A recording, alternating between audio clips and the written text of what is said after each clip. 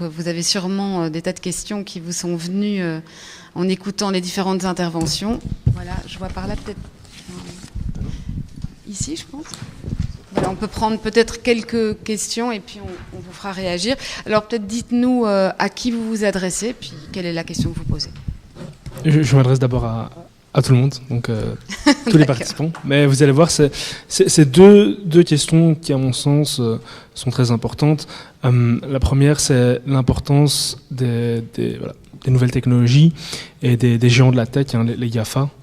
Le Danemark, par exemple, a nommé un ambassadeur auprès de ces géants du numérique aux États-Unis, en Chine.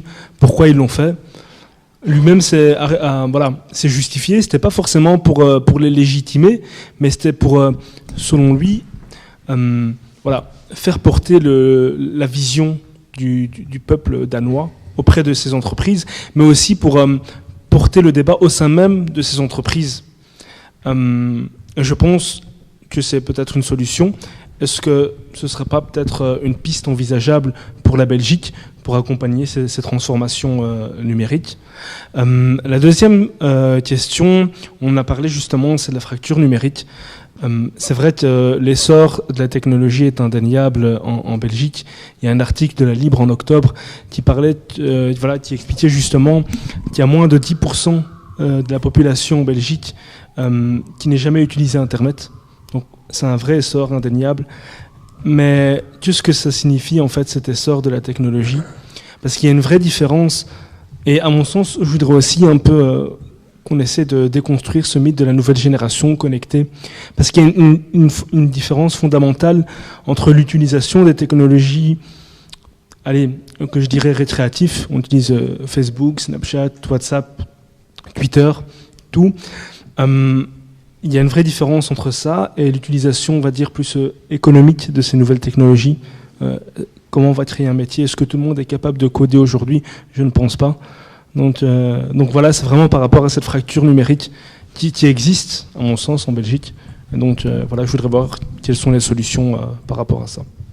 Merci.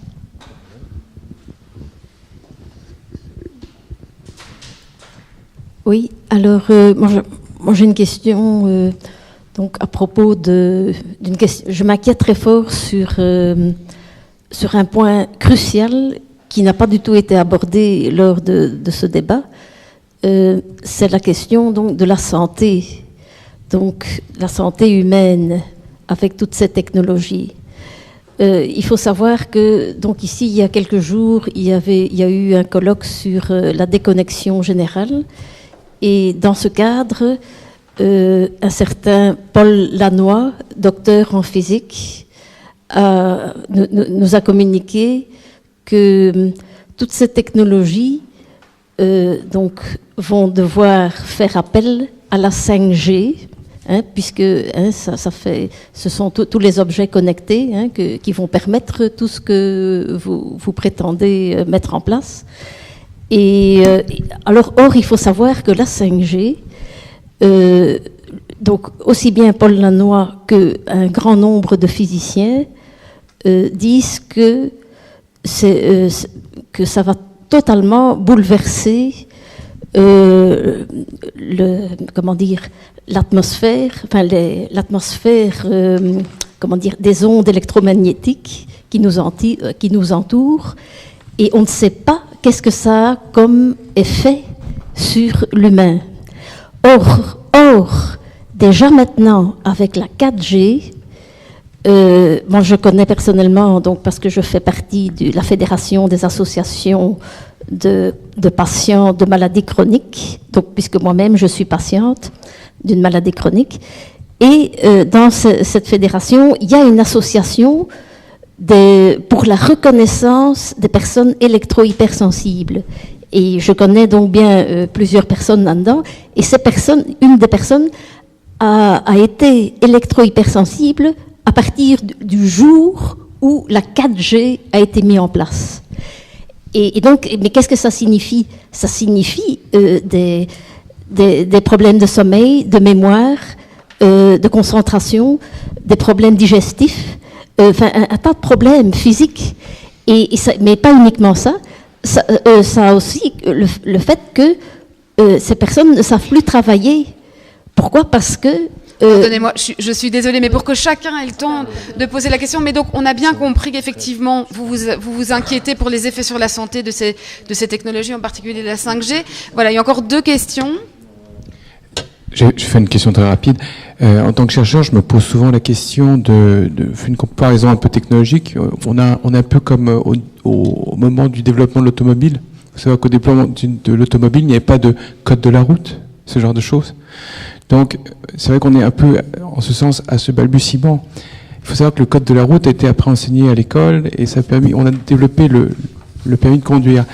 Ce qui m'amène à ma question il n'a pas été abordé dans cette tour de table la perspective du digital par rapport à l'école. Comment est-ce que l'on va justement amener ces prochaines générations, parce que pour nous c'est peut-être un peu trop tard, enfin à mon âge, c'est l'appréhension et surtout l'utilisation, parce que j'entendais mon voisin qui parlait d'utilisation économique, ce qui est intelligent, du digital est censé. Ça n'a pas été abordé dans ce tour de table et ça serait ma question. Quelles seraient les propositions des intervenants ici présents pour que l'on amène la prochaine génération à avoir une utilisation qui soit peut-être plus sensée ou plus raisonnable? Merci. Voilà.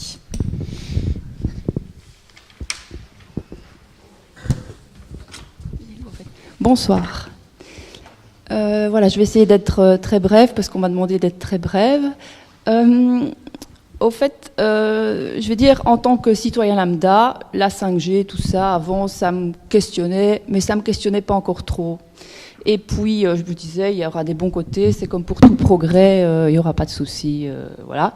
Et puis, je suis venue samedi, comme madame là-bas, où il y avait un physicien, où il y avait un anthropologue, où il y avait une dame qui a fait de la recherche en médecine.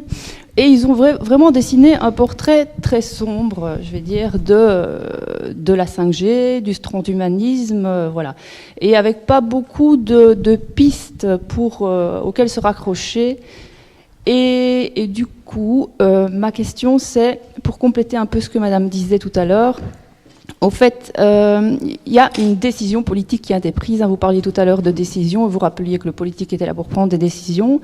Donc il y a une décision qui a été prise que voilà, Bruxelles, la 5G allait arriver. Or, plus concrètement, et pour compléter madame, pour que la 5G soit efficace, ils ont rappelé que ça ne fonctionnait pas sur la même fréquence d'onde que la 4G, qu'il allait y avoir des antennes qui allaient être posées à Bruxelles et qu'à l'heure actuelle, comme la 5G ne passe pas, par exemple, elle ne passe pas les murs, elle ne peut pas passer l'eau, elle ne peut pas passer ce genre de choses, elle est plus compliquée à mettre en place. Du coup, il y a une antenne qui va être prévue, en tout cas à l'heure actuelle, d'être mise toutes les 15 maisons chez les habitants. Donc ma question, c'est, est-ce que vous êtes au courant, vous, hein, pas votre voisin, pas votre... voilà. Mais vous, est-ce que vous êtes au courant et qu'est-ce que vous en pensez? Parce qu'il y a une décision qui a été prise et, juste pour ça, samedi, on nous a rappelé que justement, il y avait été une lettre ouverte par 30 scientifiques qui a été déposée à la Commission européenne, dont ils n'ont pas eu de réponse parce qu'ils disaient qu'il n'y a pas encore assez de résultats, il n'y a pas encore assez d'études sur... tout ce qui est utilisé comme matériaux dans notamment les objets. Ouais, je vous interromps parce que sinon personne n'aura le temps de répondre. Mais on a bien compris votre question. Et je vais m'adresser à vous, Isabelle Emery, députée bruxelloise de la majorité. Et on va commencer, puisqu'on a terminé le tour de questions là-dessus, sur cette nouvelle technologie, en effet, qui doit se déployer à Bruxelles. Est-ce qu'il faut la craindre ou pas, et craindre notamment ses effets sur la santé, ce qui, selon certains scientifiques, peut être provoqué en effet par la multiplication des antennes. Alors, évidemment, c'est le paradoxe, hein. Donc tout le monde veut toujours plus veut toujours améliorer la connexion. Dès qu'il y a un problème de Wi-Fi quelque part, moi au Parlement, dès que le Wi-Fi ne fonctionne pas, c'est la révolution dans les salles de commission. Et par ailleurs, pour améliorer cette technologie, il faut renforcer les moyens technologiques avec sans doute un risque pour la santé. Alors pour l'instant, on mesure, on n'est pas encore à la 5G, on n'est pas là à la 5G, hein. On est à peine à la 4G à Bruxelles. Oui, mais donc il est quand même prévu de la déployer à Bruxelles, la 5G. Hein. Non, mais donc voilà, la question c'est est-ce Alors, qu'il y a un le principe de priorité et puis est-ce qu'il y a aussi un principe de précaution qui doit s'appliquer? Je crois que le principe de précaution doit s'appliquer puisque les antennes, on ne les met pas près des écoles, on ne les met pas, voilà. Donc, mais c'est clair que c'est comme finalement les gens veulent voyager, prendre l'avion, aller très loin, très vite, mais ils veulent pas d'aéroport. Ouais, mais donc sur cette question, C'est un peu. Et donc, alors moi, je ne vous dis pas, sur cette question de santé, il faut être prudent. C'est-à-dire, me semble-t-il. C'est-à-dire alors moi, la prudence. les études scientifiques, je n'ai pas assisté à la rencontre, voilà. Mais donc, les études que nous connaissons ne mettent pas en évidence ces problèmes pour la santé. Ok, je vais peut-être juste faire réagir Antoine de Bormann, parce qu'après tout, la ministre de l'Environnement dans cette région, elle est CDH. Absolument. Alors une réaction là-dessus brièvement, et malheureusement, on va devoir... Oui, je n'étais pas là lors de la rencontre de samedi, donc je n'ai pas entendu l'ensemble des arguments qui ont été présentés par de certainement éminents physiciens. Néanmoins, c'est vrai que cette question a fait l'objet d'une analyse justement scientifique dans le cadre d'une commission santé qui a été demandée justement à la demande de la ministre de l'Environnement. Qu'est-ce qui ressort en fait de cette analyse? C'est que on est dans un changement de technologie qui évidemment est assez fort, c'est-à-dire qu'on passe d'une technologie de 3G, 2G, 3G, 4G, qui est en fait une technologie diffuse, c'est-à-dire que les rayons se diffusent globalement partout là où il y a des antennes, vers une technologie ciblée, c'est-à-dire que la technologie de la 5G, elle répond à une demande qui est sollicitée par un appareil. Et donc, ce qui est souhaitable, c'est que donc cette technologie permette aussi, avec un flux de données plus important, mais d'éviter cette diffusion globale, mais plutôt d'être concentrée là où effectivement elle est sollicitée. Ouais. Donc, est-ce qu'on a des informations vraiment précises sur les effets de cette technologie sur la santé?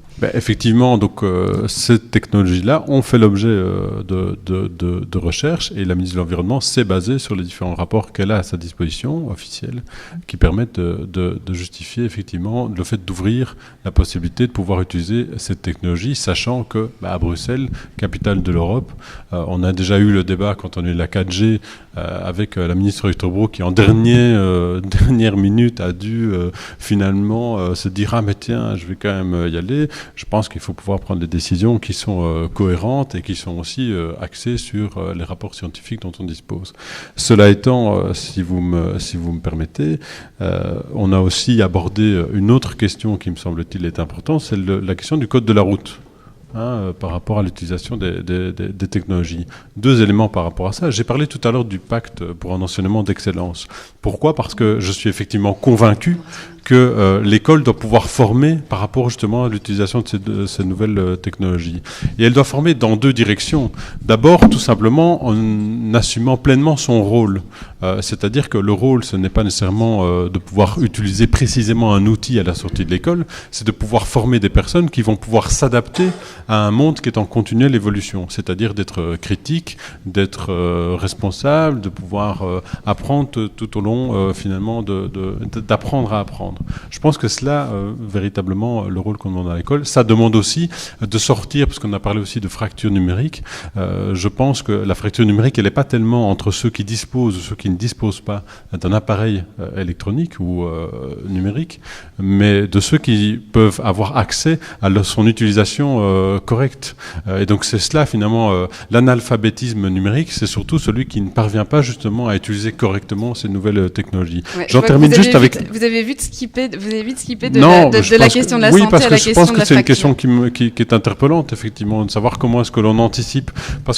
Pourquoi ? Parce que je voulais absolument parler de cette question de code de la route. En venant juste, si vous me permettez, avec une dernière question, parce qu'on parle de code de la route. Moi, je suis toujours frappé par le fait que si vous distribuez demain un tract dans la rue, vous allez devoir absolument nommer qui est responsable de ce tract. Par contre, sur Internet, vous pouvez diffuser des informations très très larges à des milliers de personnes, des millions de personnes, sans être nécessairement responsable. Je pense qu'à un moment donné, il y a une question aussi à se poser à ce sujet-là. On parlait de code de la route, de code d'utilisation numérique. Est-ce qu'il ne faut pas sortir de cet anonymat sur Internet ? Est-ce qu'il n'y a pas de danger danger. On a parlé de cyberharcèlement tout à l'heure. Je pense qu'à un moment donné, il faut vraiment une réflexion approfondie sur cette question-là, parce que c'est aussi une question de démocratie. À un moment donné, la démocratie, ce n'est pas uniquement balancer des fausses informations d'ailleurs, ou de jouer la contestation avec des faux profils, etc. Mais c'est aussi à un moment donné le fait d'être responsable en tant que citoyen, et je pense que du coup, cette question de l'anonymat sur Internet, elle doit être posée. Oui, Corentin de Sales, là-dessus, sur la fracture numérique. C'est-à-dire que c'est un thème qui n'est pas neuf en fait. C'est Jacques Chirac qui a lancé ce thème il y a déjà pas mal d'années. Et à cette époque-là, effectivement, c'était considéré comme un problème, enfin pas insoluble, mais on le dramatisait. Et moi, je crois qu'effectivement, sans nier le fait qu'il y ait des chiffres de 90% et 10%, moi, ce qui m'étonne plus, c'est de savoir mais comment est-ce qu'on a pu à une telle vitesse faire en sorte que 90% de la population ait déjà accès à Internet, qui est une invention que moi je n'utilisais pas quand j'étais étudiant. J'ai commencé à l'utiliser quand j'ai commencé à faire ma thèse de doctorat. Mais à ce moment-là, effectivement, ça existait déjà, mais ce n'était pas encore accessible, même aux universitaires. Mes amis et mes amis n'avaient pas encore utilisé. Donc en très peu de temps, effectivement, c'est une invention qui s'est généralisée. Et donc je pense qu'évidemment, il y a aussi toute une série de personnes qui elles, ne sont pas intéressées par probablement des personnes âgées, mais il y en a un certain nombre, effectivement, qui n'y ont pas accès, et là, évidemment, il faut tout faire pour leur faire accéder, et donc, à ce niveau-là, je crois que quelque chose qu'il faut prendre en compte, c'est qu'il y a eu en 2016 une étude qui avait été réalisée par 20 universitaires de toutes les universités francophones du pays, qui s'alarmaient sur l'état de l'enseignement des compétences numériques en communauté française. En gros, il y a eu un accord il y a quelques années entre la région wallonne et la communauté française. Ce qu'on peut dire, c'est que je suis assez impartial puisque le MR était dans l'opposition dans les deux cas, c'est que la région wallonne a fait son boulot, c'est-à-dire qu'elle a fourni un certain nombre d'ordinateurs. On reste assez faible dans la moyenne européenne. Par contre, malheureusement, la communauté française n'a pas fait parce qu'il fallait former toute une série de gens, des professeurs et des instituteurs pour pouvoir donner ces cours. Et donc, on a vu que même au niveau des statistiques, les formations qui ont été données aux instituteurs, aux professeurs, etc., je crois que c'était une formation par jour, une formation d'un jour tous les 8 ans, si on fait la moyenne statistique, donc ce qui était évidemment dérisoire. Mais donc, je crois que dans le pacte d'excellence, figure évidemment l'idée qu'on doit développer ces compétences numériques. Ce que je regrette, c'est qu'effectivement, c'est qu'on s'est centré uniquement sur la littératie numérique, c'est-à-dire le fait d'apprendre à utiliser des logiciels, à surfer sur Internet, c'est toutes des choses très utiles, savoir détecter les fake news, toutes des choses comme ça. Mais je crois que ce qui serait important, et c'est en tout cas dans le programme qui figure dans l'étude qu'on a mis là-bas, c'est effectivement d'apprendre aux étudiants et aux enfants à coder. Et il y a des choses qui peuvent être faites de façon très simple. Et alors, ce qui est encore plus important, parce que ce qui arrive vers nous, c'est vraiment la robotisation de l'emploi, c'est de développer non seulement ces hard skills qu'on peut déjà faire dès les primaires, etc., mais surtout de réorienter l'enseignement vers ce qu'on appelle les soft skills, c'est-à-dire toutes les compétences où effectivement l'humain présente vraiment une plus-value par rapport au robot, c'est-à-dire l'empathie, le leadership, la gestion du stress, il y a toute une série de choses, la créativité. J'essaye vainement de vous interrompre. Oui, la gestion du temps.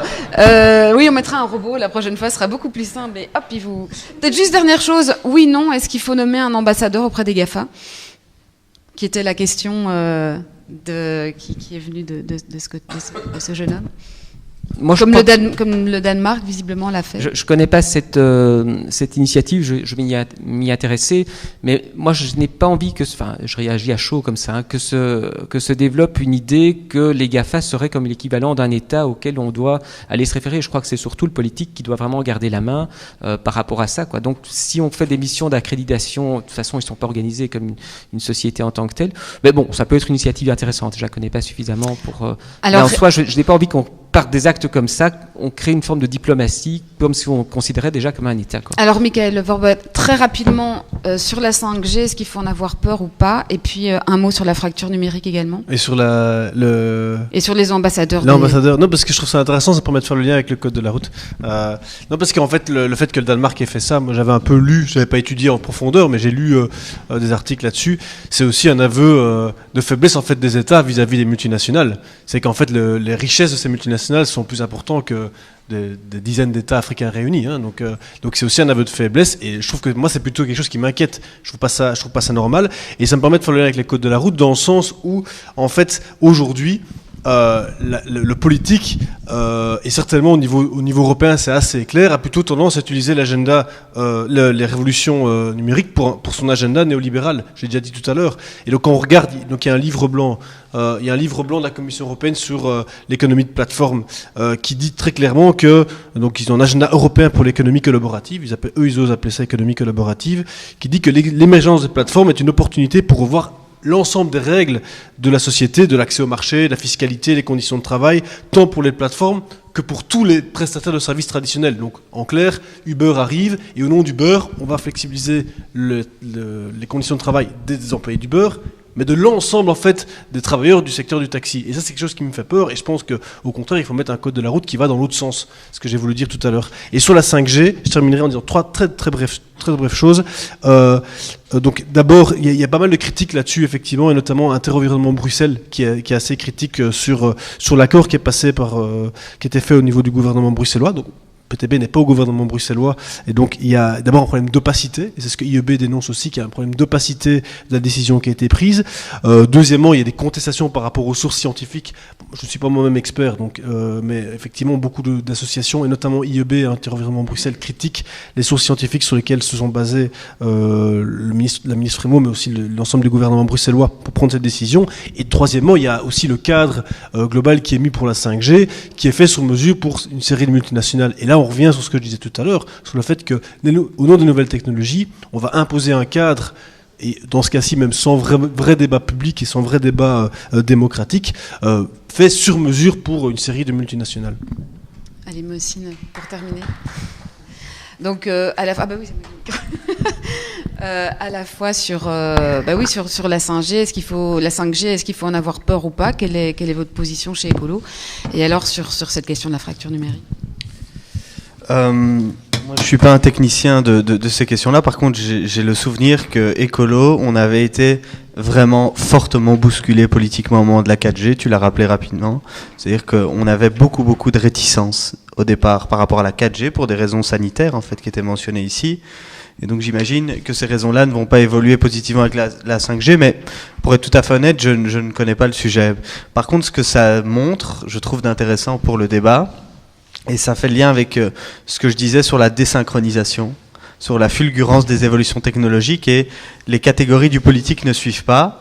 Et ça montre aussi la difficulté pour nos décideurs, nos parlementaires, de gérer des matières qui sont éminemment complexes. C'est-à-dire qu'ils doivent pouvoir mettre un cadre, voter des lois sur des sujets, et on ne peut pas leur en vouloir, qui leur échappent sur le plan de la maîtrise technique individuellement, et ça vaut pour cette question-là, ça vaut pour les nanotechnologies, et je crains même que ça vaille pour les questions fiscales, par exemple. On est dans une situation d'ingénierie telle que nos propres décideurs, en fait, ont besoin de faire appel à des intermédiaires qui viennent souvent du privé pour essayer de comprendre les textes de loi qu'ils vont eux-mêmes mettre au vote. Et ça doit quand même nous faire réfléchir, parce que c'est, à mon avis, un appauvrissement de la démocratie, et il n'y a pas de réponse facile par rapport à ça. 2 mots sur l'école, très rapidement, pour établir quand même une nuance par rapport à ce qui a été dit. Je pense que sur la question du numérique à l'école, il y a 2 approches. Il y a celle qui consiste, elle n'est pas à rejeter d'emblée, qui consiste à une forme d'adéquationnisme entre ce qu'on va faire à l'école au regard de ce qui sera attendu par le marché de l'emploi par rapport à ces gamins-là une fois qu'ils vont sortir, et toutes les idées autour du code participent de cette logique-là. Il y a une logique qui n'est pas contradictoire en soi, mais qui est beaucoup plus citoyenne, qui consiste à dire qu'il faut armer en fait les enfants pour qu'ils aient une distanciation par rapport à ces technologies-là, leur apprendre les vertus de la déconnexion, les outiller sur la question, par exemple, des contenus pornographiques et les effets qu'ils ont, en fait, sur leur conception de la sexualité ou sur leur relecture de genre. La question aussi de leur vie privée. Je pense qu'il y a des formations de ce type-là amenées dans les écoles qui ne sont pas de l'ordre de l'apprentissage du code, mais qui donnent du pouvoir, en fait, à ces enfants-là qui vont nécessairement grandir dans des environnements qui seront très très fortement automatisés, et c'est plus une forme d'empowerment en fait, de leur dire il faut que vous compreniez en fait le monde dans lequel vous allez vivre, les dangers, les vertus, mais aussi les dangers. Alors, très très rapidement, malheureusement, parce que sinon la salle n'aura plus l'occasion de poser des questions, et je pense que ça créera des frustrations. Donc, Antoine de Bormann voulait encore réagir, et Isabelle Emery, dans l'ordre que vous voulez. Bon, commençons par vous, Isabelle Emery, puisque vous avez le micro en main. Sur la formation, l'école et je pense en deux mots, vraiment en deux mots. La sensibilisation au numérique dès le plus jeune âge, dès l'école primaire, mais dans des effets tout à fait de base.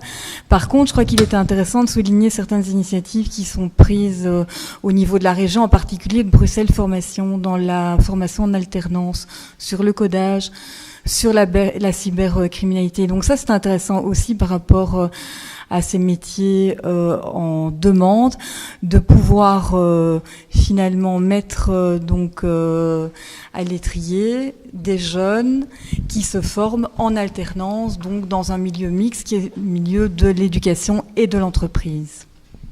Antoine de Bormann. Ça me permet de dire d'ailleurs que ce qu'on voit avec les nouvelles technologies aujourd'hui, c'est qu'il y a surtout des pénuries sur le marché de l'emploi plutôt que trop de personnes. Et donc la réduction collective du temps de travail que certains défendent n'est peut-être pas nécessairement la meilleure manière de répondre justement à cette question des pénuries. Deux choses que je voulais indiquer. D'abord, on a parlé, j'essaye de parler rapidement. La première chose qu'on a évoquée, c'est la question de la déconnexion. Et je pense qu'il y a vraiment une réflexion à avoir dans le monde du travail par rapport à cette question-là. Vous savez qu'en France, par exemple, il y a des réglementations qui sont davantage ambitieuses en la matière, notamment qui évitent qu'un supérieur hiérarchique vous envoie des mails en dehors des heures de travail. Je pense qu'il y a vraiment une question importante à se poser de ce côté-là. Pour créer un droit à la déconnexion, on a déposé une proposition de loi sur le sujet au niveau fédéral. Et je pense que c'est intéressant, en tout cas, de réfléchir et de forcer ce débat-là aussi dans chaque entreprise. La deuxième chose que je voulais dire est en lien avec la 5G, puisqu'on a déposé une autre proposition de loi qui me semble importante dans le débat qui nous occupe. Ça vous a jamais frappé que lorsque vous vous déplacez dans un autre pays européen, vous allez en Hollande, vous allez en France, votre téléphone va passer d'un opérateur à un autre en fonction de l'opérateur qui est en fait le plus performant à l'endroit où vous vous trouvez. Et le seul endroit en Belgique en fait où ça n'existe pas, c'est en Belgique puisque vous êtes abonné belge. Et donc lorsque vous êtes abonné auprès d'un opérateur, vous allez rester auprès de ce même opérateur, même s'il y en a un autre qui offre un meilleur service.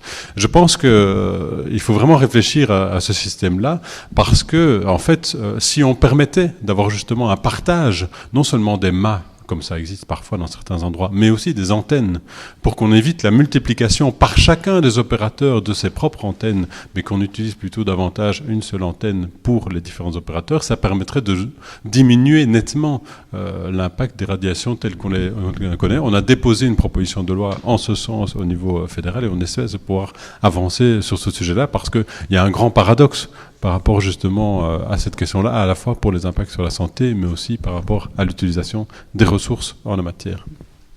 Alors, je pense qu'on peut encore faire un bref tour dans la salle. Rapide tour de quelques brèves questions, et puis de toute façon, peut-être les personnes pourront dialoguer de manière plus informelle avec la personne de votre choix.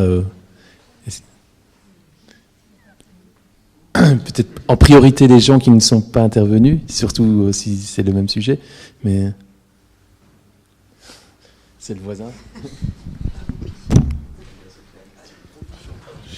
Je vais parler de mon expérience. Donc, pendant 35 ans, j'étais dans l'informatique, principalement comme responsable informatique. Bon, j'ai terminé où environ tous les 5 ans, il fallait renouveler les très gros ordinateurs. Radiologie, urgence. Donc pour moi, ce système n'est pas tenable à long terme pour nos sociétés.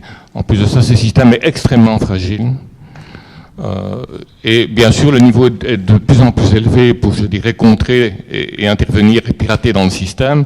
Mais finalement, c'est extrêmement fragile. Nos sociétés deviennent très fragiles aussi du point de vue de l'historicité de ce qui se passe et des traces. Mine de rien, on stocke énormément, mais voilà. Alors, concernant le problème dans l'enseignement, j'ai été à une réunion de Financité. Il faudrait peut-être enseigner la finance aux enfants. Je lis un article du policier qui s'occupe de la sécurité informatique, cybersécurité. Il dit il faudrait peut-être former les enfants à la cybersécurité, etc. Non, qu'on enseigne aux enfants d'être critiques sur notre société et qu'on enseigne, je dirais, l'historique, ce qu'on fait plus socio-économique. Et donc, on a l'impression, nous, qu'il y a progrès et que c'est nous qui décidons de la technologie. Ben non, on ne décide rien du tout. Cette technologie nous est en fait imposée. Elle nous est imposée et je l'ai vécu plusieurs fois. Pas seulement dans mon environnement de travail, mais Un jour, je suis à un endroit à Charleroi, et on me dit, tiens, qu'est-ce que tu penses des casques 3 dimensions pour s'occuper des TOC, des gens qui ont des troubles obsessionnels compulsifs, on devrait plus se déplacer chez eux, on pourrait... Hein, bon. Puis, je rentre chez moi, à l'hôpital où je travaille, et on vient chez moi, ah, est-ce que ça vous intéresse d'installer des casques 3D? En fait, il y a, je crois que ça a été dit, ceux qui décident, ce ne sont pas les politiques. Les politiques décident de quelques petits trucs, mais ce sont des concentrations extrêmement importantes, on l'a dit, de capitaux, de gens qui ont des capitaux, qui sont à un tel niveau que c'est décisif, et c'est eux qui décident. Et pourquoi ils doivent décider? Pourquoi est-ce qu'il faut tout le temps changer? Mais parce qu'évidemment, le capital, depuis maintenant le XVIIIe siècle, il a besoin de générer un intérêt. De poser votre question. De poser votre question. Et c'est parce qu'il faut ça qu'il faut casser les salaires. C'est également pour ça que les employeurs, mais ils ne souhaitent plus être employeurs. C'est pour ça que vous voyez cette déliquescence. Je suis sûr qu'on aura le temps de discuter de tout ça après, mais si vous avez une question, monsieur, si vous avez une question précise, mais voilà. C'était une remarque, voilà. Alors, je ne sais pas combien de temps il nous reste, Pierre. Je ne sais pas s'il y a d'autres questions. On a déjà dépassé le temps, mais on a déjà dépassé le temps. Donc, vous aurez encore le temps, en principe, c'est aussi tout le monde s'enfuit à la clôture de ce débat. Mais alors, juste pour terminer sur ces 2 aspects-là, il y avait la question de la durabilité de ces technologies. Qu'est-ce que j'allais dire? Oui, c'est ça. La question de la durabilité, oui, de ces technologies. Donc, Mohsin, je vais peut-être vous donner la parole là-dessus, sur est-ce qu'elles sont durables ou pas, finalement, ces technologies. Mais on s'imagine trop facilement ces technologies comme étant virtuelles et immatérielles.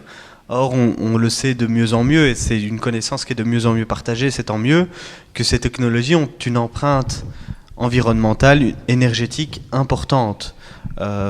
J'avais entendu dire que le secteur technologique aux États-Unis représente 10% de la consommation d'énergie aux États-Unis.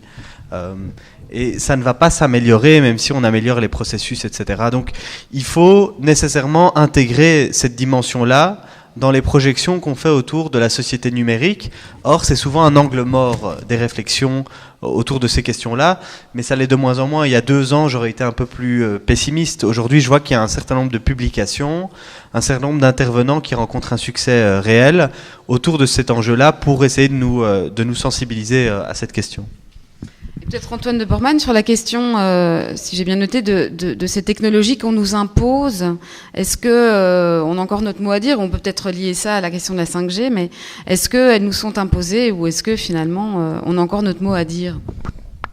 Dans ce cas-là, elle n'est pas imposée puisqu'elle fait suite à un débat aussi au Parlement.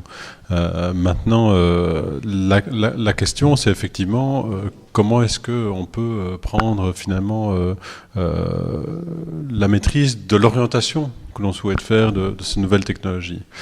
Et je la relie d'ailleurs à la question précédente, c'est-à-dire que parfois ces nouvelles technologies nous renforcent dans justement cette société consumériste et dans un rythme qui s'accélère de plus en plus. Et on peut se demander si cette accélération du rythme, qui est justement de travailler, y compris lorsque vous êtes dans votre station de métro, vous rentrez au travail, vous allez continuer à suivre, à lire de plus en plus d'informations, mais vous allez prendre plus de temps à lire ce qui est sur votre smartphone qu'à ouvrir un livre. Et donc cette question du temps et de l'utilisation du temps induite par l'utilisation de nouvelles technologies, je pense qu'elle est vraiment aussi importante. Et donc la question, de nouveau, qui moi me préoccupe, c'est justement de savoir comment est-ce que l'on peut prendre la maîtrise sur l'utilisation de ces nouvelles technologies. Je pense que c'est une question d'ailleurs qui n'est pas uniquement une question du ressort des responsables politiques, c'est une question que chacun peut être amené à se poser, de savoir comment est-ce que justement il construit son rapport avec cette nouvelle technologie, comment est-ce qu'il aussi il utilise ces nouvelles technologies par rapport à son rapport avec ses proches. Et donc je pense que dès lors, cette question de la transition numérique, elle n'est pas non plus complètement distincte de la question question de savoir fondamentalement quelle est la transition que l'on veut pour nous-mêmes et du sens que l'on veut donner aussi finalement à notre présence sur cette terre. C'est-à-dire finalement, est-ce que on est guidé par ces nouvelles technologies ou bien est-ce que au contraire c'est nous qui concrètement dans nos vies au quotidien prenons quelque part le pli sur ces nouvelles technologies. Moi j'entends trop de familles aussi par exemple qui ne vivent plus un repas de manière apaisée mais parce que chacun est occupé sur son smartphone. Combien de réunions de travail sont suivies par des gens qui ne suivent pas la réunion mais qui sont comme ça pendant toute la réunion. Donc je veux dire, c'est ces questions-là vraiment qui sont essentielles, je pense, pour justement la question du lien qu'on souhaite développer au sein de cette société et la question de nouveau du bien-être de chacun. Michael Verboët, je vous ai vu faire un signe de la tête quand on a posé cette question de l'imposition des technologies et du choix. Oui, par rapport à l'imposition des technologies, oui, je suis d'accord que c'est un débat qu'il faut avoir en société. J'étais ce matin visiter une école pour ma fille qui va rentrer d'ici un an dans une école maternelle et il y avait un grand tableau interactif. Ça fait peur. Je se pose des questions, est-ce que c'est vraiment la place mais je trouve qu'il n'y a pas assez de débat dans la société là-dessus. Et honnêtement et humblement, j'ai pas la réponse. Maintenant, je voulais réagir aussi par rapport à cette durabilité. Et en fait, le problème, mon avis fondamental, c'est la question de l'obsolescence programmée. C'est-à-dire qu'on produit toute une série de machines, toute une série d'ordinateurs, des GSM qui sont faits pour s'éteindre d'ici 1, 2, 3, 4, 5 ans et qui sont irréparable. Et je trouve que là-dessus, il y a un débat important à mener et des actions très importantes qu'il faut mener au niveau politique. Augmenter la garantie légale de toute une série d'appareils électroniques permettrait de lutter contre l'obsolescence programmée et permettrait d'éviter un gaspillage immense de ressources. Parce que c'est aussi ça, c'est un gaspillage de ressources matérielles, de ressources naturelles, et de ressources financières, de ressources humaines qu'on pourrait éviter en allongeant, par exemple, le délai de la garantie légale. Corentin Dessal, sur cette question de la durabilité et de l'obsolescence programmée. Oui, il se fait que justement que je participais il y a 15 jours à un débat sur l'obsolescence programmée à Virouin, donc c'est vraiment tout au bout de la Belgique. Là. Il y avait d'ailleurs tous les partis qui étaient représentés. Et donc en fait, ici, moi je crois que c'est un faux problème. C'est-à-dire qu'il y a une loi qui a été faite en France où il est possible, effectivement, elle existe depuis 3-4 ans, de poursuivre en justice un certain nombre d'entreprises qui pratiqueraient l'obsolescence programmée. Il y a eu très très peu, on les compte quasiment sur les doigts d'une main, de procès par rapport à ça. Parce qu'on confond en fait ici deux choses. On confond l'idée, et ça existe, il y a des gens malhonnêtes partout, d'entreprises qui font vraiment des entreprises de sabotage. C'est-à-dire que délibérément, ils font en sorte qu'effectivement telle machine tombe en panne après X copies ou après X heures de fonctionnement. En fait, contrairement à... On s'est rendu compte que c'est un peu des légendes urbaines parce qu'on n'arrive pas à prouver... Moi, j'entends parler de ça depuis 20 ans, d'une puce qui serait dans les imprimantes. On ne les trouve pas, ces puces. Par contre, ce qui est vrai, et c'est ça qu'il faut comprendre, et je crois que là, il y a un enjeu sociétal assez intéressant, c'est que un fabricant ne va pas choisir effectivement nécessairement les matériaux les plus résistants. Et c'est normal. Je veux dire, s'il veut effectivement que le bien soit suffisamment bon marché et qu'il puisse l'écouler, je pense qu'on n'a pas à l'obliger à faire des matériaux, des objets dans des matériaux indestructibles. Oui, on a tous été confrontés à des machines qui tenaient pas le coup très longtemps, et puis quand on l'envoie chez le réparateur, on nous répond, en fait non, il vaut mieux en acheter une nouvelle. Oui, mais c'est d'accord, mais je dis juste qu'évidemment, c'est vrai que les machines sont beaucoup moins résistantes qu'avant. Vous pouvez... D'où la question de la durabilité. Oui, mais c'est aussi parce qu'effectivement, c'est un choix qui est fait et un choix que moi j'approuve, parce que je pense que ça permet de mettre à disposition d'un très large public toute une série de biens qui, si ils étaient vendus avec des matériaux indestructibles, ne seraient accessibles qu'à une élite. Et je crois que c'est un processus de tous les objets technologiques, c'est que la plupart de ces objets, ce GSM par exemple, au début, quand il était apparu, encore une fois, plus ou moins la même période où je parlais d'Internet, tout le monde rigolait quand il y a quelqu'un achetait un GSM. Et ceux qui avaient un GSM devaient s'excuser en disant, vous savez, je suis médecin, etc., j'ai besoin... Et en fait, maintenant, vous devez vous excuser si vous n'avez pas de GSM, en fait, quoi. Pourquoi ? Parce qu'effectivement, tout le monde a accès, ou quasiment tout le monde, à ces technologies qui, au départ, sont réservées à une élite, et au fur et à mesure, évidemment, parce que c'est fabriqué avec des matériaux qui sont peut-être pas très solides, il y a à chaque fois des progrès qui peuvent être faits parce qu'il y a tout un marché qui se développe. Et on peut dire ça pour les télévisions, pour n'importe quoi. Et je crois que ça sera même le cas aussi pour les innovations transhumanistes. Il y aura sans doute effectivement des implants, toute une série de choses qui au départ ne seront accessibles que rapidement, s'il vous plaît, oui, mais parce je qu'on crois doit que c'est conclure. important, ça, à une minorité, mais c'est parce qu'on a évoqué ça tout à l'heure, donc je pense que c'est intéressant aussi d'un peu développer. Oui, mais non, là, mais là, je termine. panel Mais je se dis juste laisse qu'effectivement, on a parlé tout à l'heure de la médecine à deux vitesses ou une société à deux vitesses. Moi, je crois que c'est un faux problème, c'est-à-dire que je crois que ces implants qui paraissent impensables aujourd'hui deviendront indispensables demain. C'est-à-dire et qui seront même remboursés par la sécurité sociale, parce qu'effectivement, voilà, mais là on entame déjà un autre débat. On parle du transhumanisme. On va laisser, je vais vous laisser conclure, Isabelle Emery. Quelques instants sur l'obsolescence programmée, l'empreinte écologique. Je ne suis pas très au fait technologiquement, mais je crois que quand même dans ce secteur-là aussi, on développe des initiatives d'économie circulaire à Bruxelles, et que aussi, tout ce qui est dégradé peut, à un moment, revenir dans le circuit d'une manière ou d'une autre, avec des initiatives. Il y a des startups qui se penchent sur la question à Bruxelles, et c'est peut-être une des pistes, sans doute pas parfaite, mais en tout cas réellement intéressante à poursuivre. Alors, sur l'équilibre à trouver entre le bénéfice des smart cities et des effets nocifs des burn-out, des hyper-connectés, il y a sans doute des choses à faire aussi. C'est le fameux code de la route, je crois, le recul, la prise de conscience qu'on doit avoir par rapport à une technologie qui a envahi une vie, qui est très bénéfique pour certains aspects et qui devient nocif pour d'autres. Et donc là, nous devrons aussi évoluer avec le progrès. Mais moi, je suis assez positive. Je me dis que cet équilibre, on le trouve toujours. Mais le burn-out des hyperconnectés, il existe des gens qui arrivent chez eux et qui n'arrivent pas, même pas sous pression de hiérarchie, mais c'est vrai que moi ça m'arrive aussi le soir d'être, je ne suis pas en burn-out bien sûr, mais d'être non-stop sur smartphone, à l'affût des nouvelles par exemple, des questions parlementaires que je vais pouvoir poser le lendemain. Donc il faut trouver cet équilibre et se dire, mais ça je pense que c'est le futur qui nous l'indiquera. Merci de terminer sur une note positive, mine de rien. Merci en tout cas à vous d'avoir participé au débat. Je précise parce que je pense que ça n'avait pas été fait, mais une invitation avait été également lancée à Défi, qui, je pense, n'a pas donné suite à l'invitation. Ils avaient accepté, et puis ils ont fait savoir que peut-être qu'ils ne seraient pas là, et de fait, ils n'étaient pas là. En tout cas, merci. Ils avaient été invités. Merci à toutes et tous d'avoir participé, d'avoir joué le jeu aussi, qui n'était pas évident du temps. Merci à vous d'être venus et puis d'avoir suivi avec intérêt et avec attention tous ces échanges.